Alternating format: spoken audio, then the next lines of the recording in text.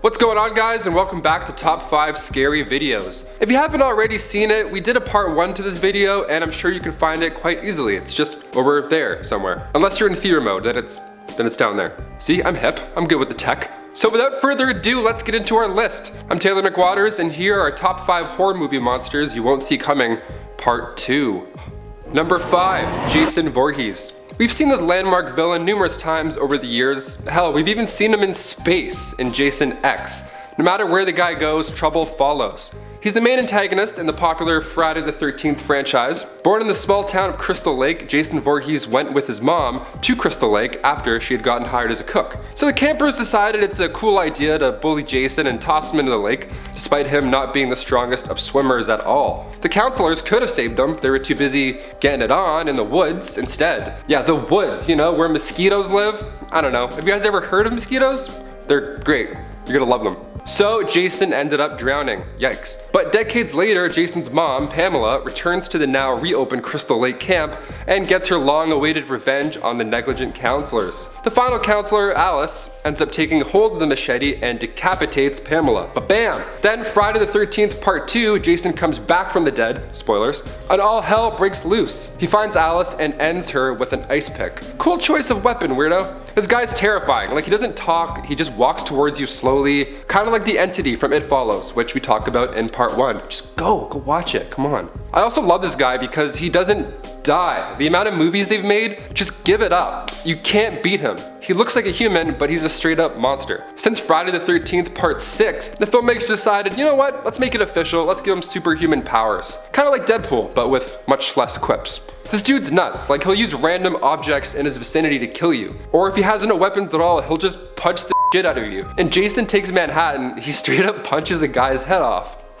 He literally punches the guy's head off of his body. And then in Jason X, he puts Adrian's head in freezing liquid nitrogen. As if that wasn't bad enough already, he breaks her frozen head off the table. What an odd find that would be. Hey, did someone drop some frozen strawberries? They look a little bit old.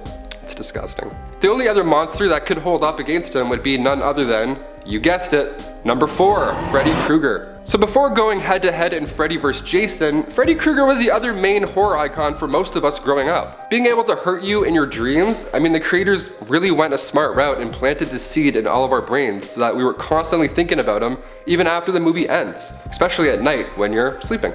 Him being Robert Englund, of course, the actor who took Freddy to another level, he's amazing. The premise was smart enough to last for 9 feature films. He can kill you in your sleep, his abilities allow him to chase you down and haunt your nightmares, controlling how you die in them. Yeah, he can enter your dream and then make you think you're just sitting in school, hanging out, chewing some bubblegum, and then all of a sudden your supply teacher turns into macaroni and then Freddy kicks the door in and you're like, cool, guess I'm dreaming, sick.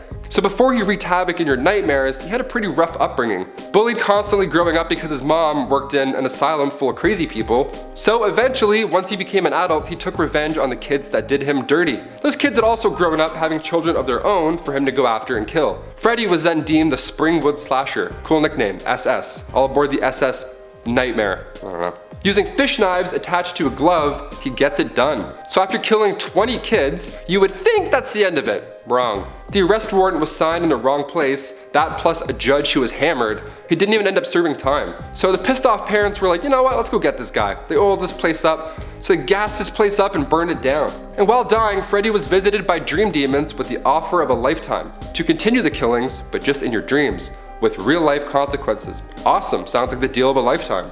And it was the first thing I can recall that actually gave me nightmares, so the writers and Robert Englund clearly did their job very well. Number 3, Valak, The Conjuring 2. Okay, I saw this movie in theaters alone, like a psychopath. My friends were too afraid to go, so I was like, heck 'em, I don't need you guys. I got there and the theater was empty, so I sat in the very back corner, threw my hood up, and then I saw this. Yeah, this movie scared the shit out of me for obvious reasons. I think The Conjuring 2 might be my favorite horror movie. I'm not sure why. Maybe it's the mix of demons sprinkled into that house. It's kind of overwhelming, but in a great way. And most notably, the main antagonist, Valak. So where does this ghost nun come from? Who is she? Well, in the prequel, simply titled The Nun, a duke in Romania summoned a demonic force centuries ago and the Vatican members trapped it with the blood of Christ. Nice, and they sealed it off forever. That is until World War II came around and knocked the place around a bit, freeing the demon, taking on the form of a nun. The prequel isn't as good as I wanted. I feel like the parts that had Valak in The Conjuring 2 were perfect. They didn't show too much, they didn't show too little. Plus with the other demons in the house, it wasn't the sole center of attention. So when she did appear, you almost forgot about her. It was surprising. But the prequel just feels like the producers were like, did you like that part? Cool, we'll just do more of that for an hour and a half. It's fine. It's fine. Her abilities are pretty wild. She has demonic powers, obviously. She can shapeshift, and she knows how to intimidate people, which is like the scariest part. In the movie The Nun, you can see her just standing and being all weird and creepy, and then a second later she's gone. I didn't know demons had amazing timing like that.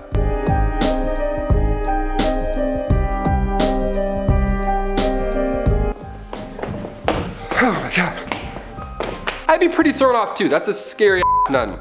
Number 2, Mara. I've only ever experienced sleep paralysis once, and thankfully that's enough for me. It's not a pleasant experience. Your body still thinks you're asleep, so you lose the ability to move, but your eyes are open because you're half awake. And I say half because you can still see things from your dream, or rather your nightmare, just hanging out in your room. And cue the panic. So this movie hits a bit close to home when I saw it. The movie starts with a young girl named Sophie who wakes up to the sound of her mom, Helena, screaming in her parents' room. Once Sophie checked out the situation, she saw her mom in agony as her father lied in their bed, all mangled up and dead. That kind of rhymed.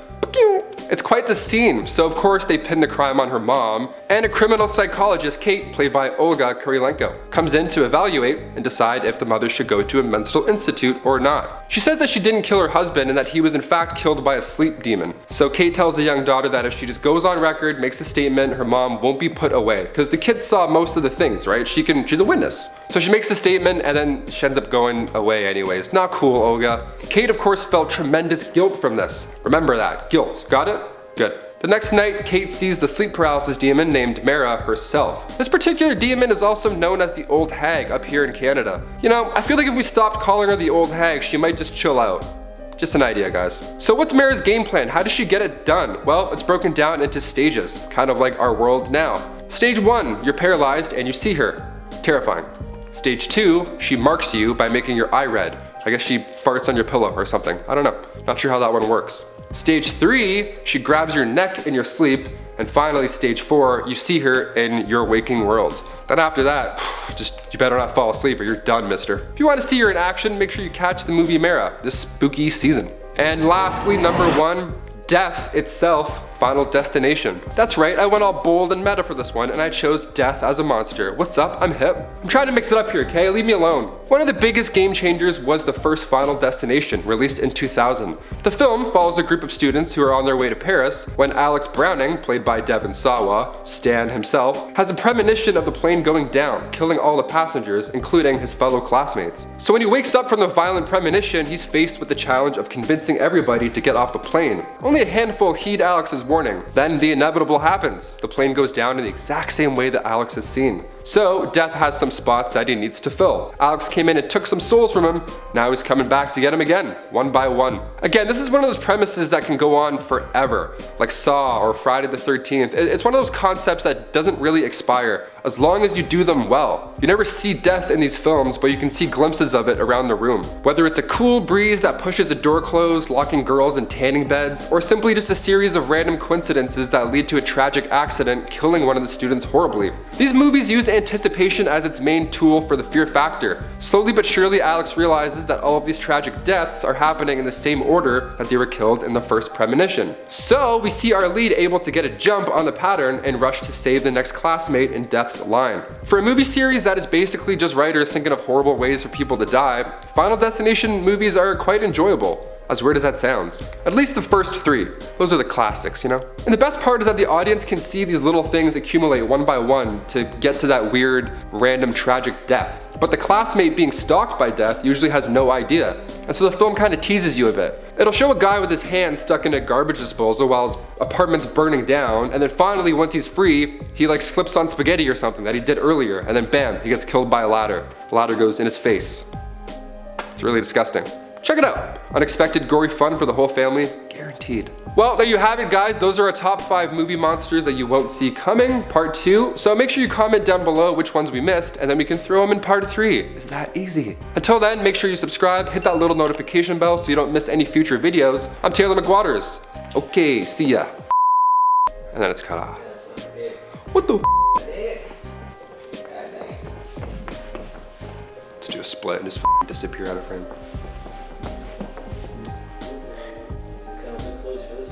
Oh yeah, I'm like, hey, Jason VORHEES, number 5. Like and subscribe. Yeah. Oh, my Crystal likes blocked, right? Have you guys been there? It's fucking crazy.